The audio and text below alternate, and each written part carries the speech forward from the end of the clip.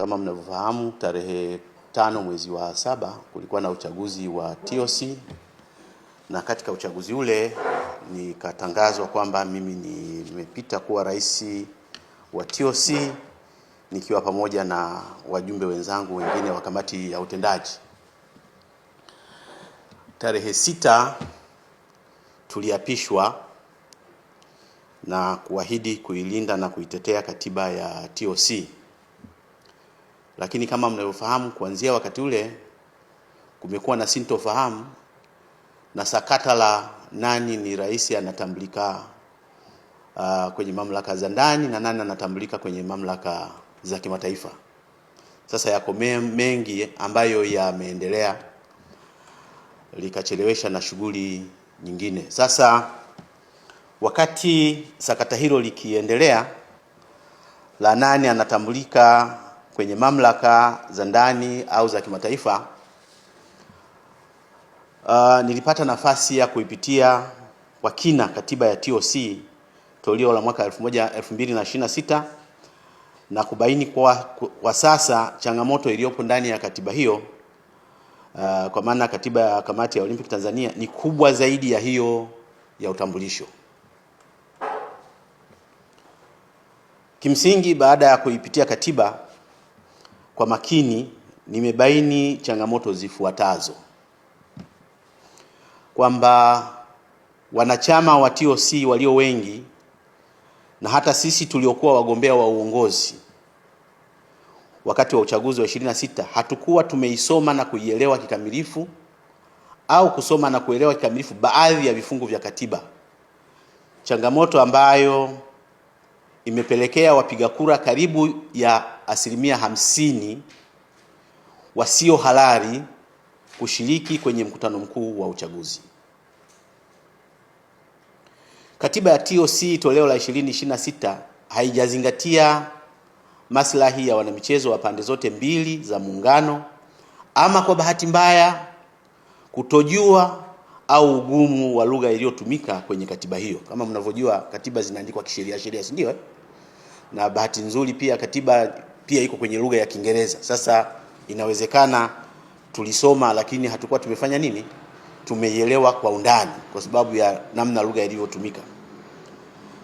Vivyo hivyo, wasimamizi wa uchaguzi nao walijikuta wakiendesha uchaguzi bila kusoma au kupitia kwa makini baadhi ya vifungu vya katiba, na hatimaye kuruhusu wasio wanachama kushiriki na kupiga kura wakati wa mkutano mkuu wa uchaguzi.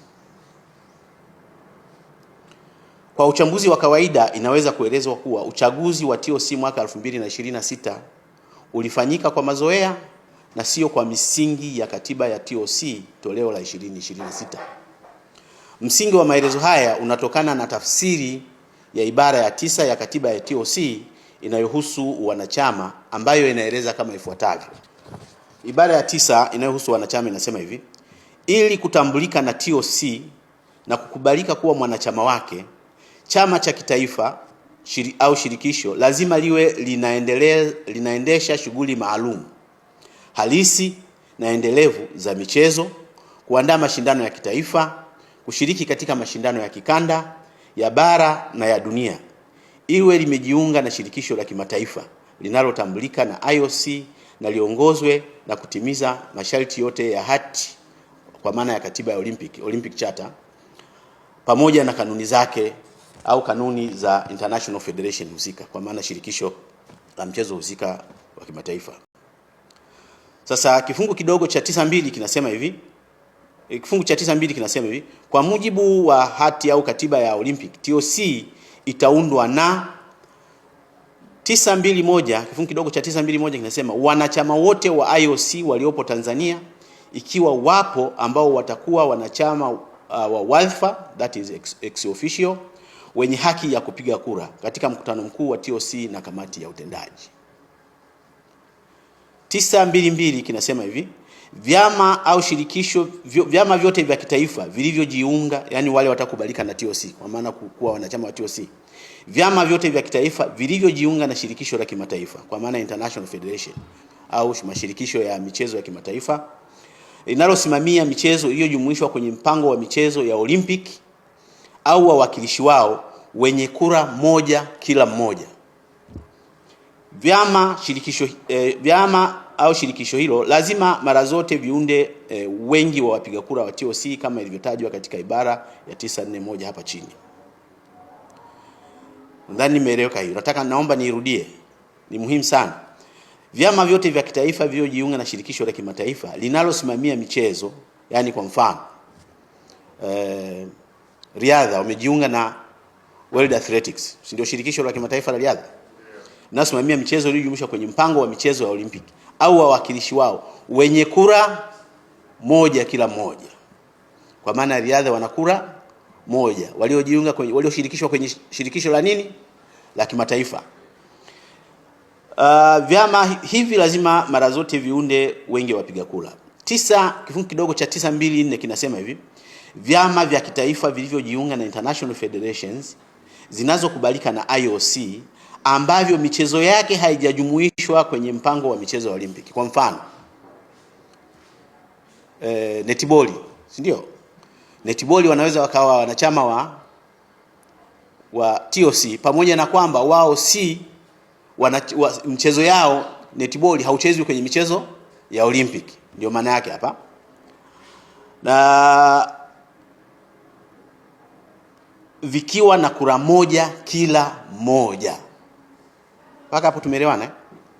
Vikiwa na kura moja kila moja.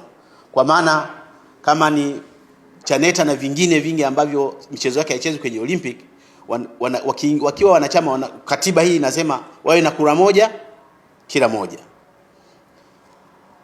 9.3 inasema TOC haitatambua zaidi ya chama kimoja cha kitaifa kwa kila mchezo unaosimamiwa na international federations hizo. Sijui kama tuko pamoja. TOC haitatambua. Kwa uelewa wangu kifungu kidogo cha 922 na ibara ya 9 kinawataja wanachama wenye haki ya kupiga kura wakati wa mkutano mkuu wa uchaguzi kuwa ni vyama na mashirikisho ya michezo wanachama wa TOC ambao wamejishirikisha na michezo ya kimataifa na ambayo michezo yake inachezwa katika program za michezo ya Olimpiki. Kifungu hicho kinasisitiza kuwa kila chama au shirikisho kitakuwa na kura moja.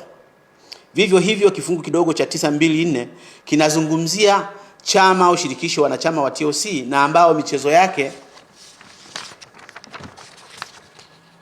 haimo kwenye program za michezo ya Olimpiki. Wanachama hao nao inaelezwa watakuwa na haki ya kura moja kwa kila chama au kila shirikisho. Kwa kuzingatia maelezo ya vifungu hivyo, ni dhahiri kuwa utekelezaji wake wakati wa mchakato wa uchaguzi ulikuwa tofauti, kwani karibu ya washiriki 19 walishiriki kwenye mkutano wa uchaguzi wakiwa si wajumbe au wapiga kura halali. Kama tulivyoshuhudia, kulikuwepo na washiriki kutoka vyama vya michezo kutoka Tanzania bara na pia kutoka Tanzania Zanzibar, na wote walipiga kura. Masharti ya katiba yalivitaka vyama vilivyoshirikishwa na mashirikisho ya michezo ya kimataifa na kwamba kila chama na shirikisho kilikuwa na haki ya kura moja. Kwa kuzingatia maelezo hayo hapo juu, nimeshawishika kuamini kuwa uchaguzi ulifanyika kinyume na masharti ya ibara ya 9 ya katiba ya TOC. Kwa bahati mbaya sina hakika tena kama uchaguzi wote unaowashirikisha zaidi ya nusu wapiga kura wasio halali kama viongozi wanaendelea nao kuwa halali na au inakuwaje. Hata hivyo, kutokana na mtazamo wangu na maelezo hayo hapo juu, mtazamo wa jumla ni kama ifuatavyo. Viongozi wote waliochaguliwa tarehe 5 mwezi wa 7 26 si viongozi halali kutokana na kuchaguliwa nje ya masharti ya ibara ya 9 ya katiba ya TOC. Kwa maana mimi na wenzangu tuliochaguliwa siku ile, baada ya washiriki karibu 19 kushiriki wasio halali, manake sisi sio viongozi halali. Manake niliapa kuitetea na kuilinda katiba. Sasa baada ya kugundua hili, najiona nitakuwa natetea au nalinda nini?